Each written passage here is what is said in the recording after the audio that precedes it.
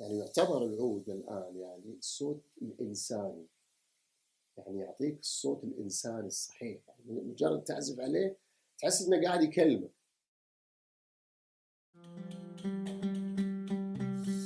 من 25 سنة شفت عود أول مرة في السوق، أنا أتمشى في السوق تعلقت فيه العود.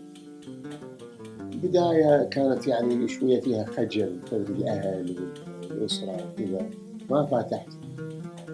ظل العود في راسي لين تقريبا سنة قدام كذا، بعدين رحت شريت أول عود. وظل عندي في البيت مخبي عن الأسرة الله يخليها. وكانت الوالدة الله يخليها تداريني في الموضوع ده. لا طلع الوالد قالت لي يلا عزف بس كذا. تعرفت على أحد الأصدقاء اللي يعزف عود، صار له سنين يعزف عود، وبدأ قال لي إنك لازم تتعلم النوتة الموسيقية، تقرأ النوتة الموسيقية لأن هي لغة الموسيقى. مع الأشرطة القديمة الكاسيت عشان تتذكرها، وبديت شوي شوي يعني بداية يعني عصامية، ما في أحد معاي ولا أحد يوجهني.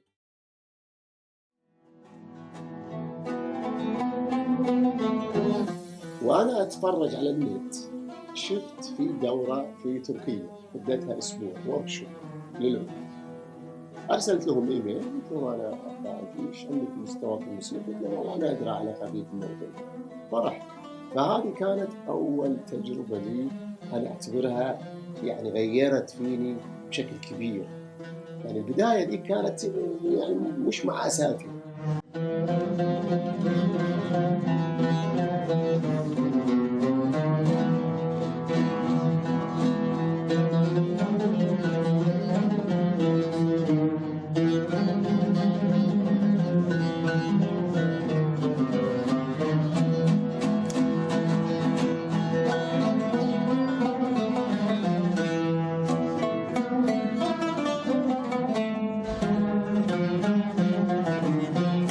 فكنا تقريبا في اليوم 10 ساعات نتمرن موسيقى.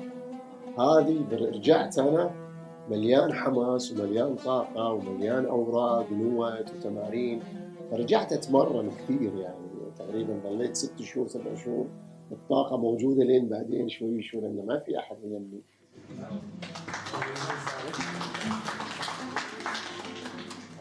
قرية صغيرة في الجزيرة كريتا، شفت الحياة موسيقية، قعدت شهر. بدال الأسبوع قعدت شهر وانبسطت. يعني كنت آخذ دورة مع العود، مع عازفين العود، والأسبوع هي الدورات كانت أسبوعية. الدورة هذه بالأسبوع ذا للعود، الدورة الثانية للكمان، الدورة الثالثة فكنت أنا أدخل مع القانون ومع الكمان العودي. هم يعزفون قانون أنا أعزف عود، وهم يعزفون كمان أنا أعزف عود. استفدت من تنوع الأساتذة وكيف تفكيرهم في التعليم، هذا استفدته. أنا ما أبغى أصير موسيقي يعني كبير، لكن فرصة أنا ما تعلمت، يعني ما عندنا معهد في السعودية ولا عندنا أكاديمية ولا، لكن أنا عندي إجازة ورايح أتفسح في فرنسا، والصباح ما عندي شيء، أجيب ساعتين دي أستفيد منها والباقي أتمشى فيه. فهذه استفدت منها كثير كثير. هذا هو.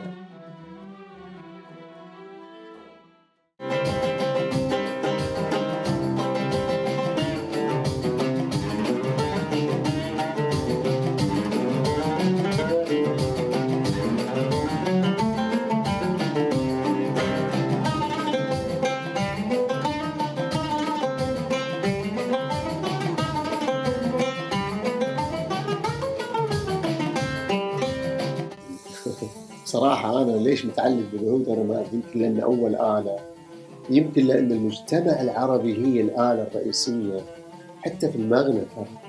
يعني الملحن إذا جاي يلحن على العود، إذا يعزف على العود. في آلات ثانية في التخت العربي أكيد موجودة، لكن العود هو الأساس. الموسيقى العربية حتى اللي يكتبون نوت يألفون موسيقى، يألفونها وإذنهم مع العود ومع درجات العود الموجودة.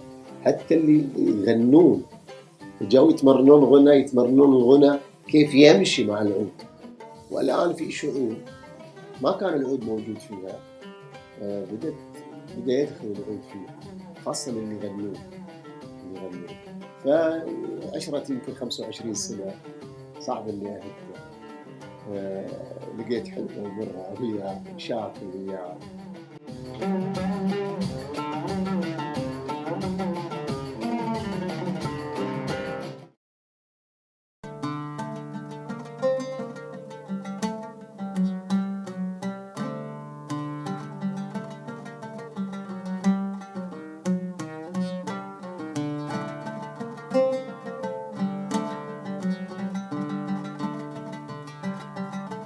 المعاهد الموسيقية والأكاديمية راح تختصر عليك وقت كثير، وراح تدليك الطريق بسرعة، وراح تخلي عندك قاعدة قوية تحط رجولك عليها، انك فاهم الموسيقى، فاهم البداية، فاهم النهاية.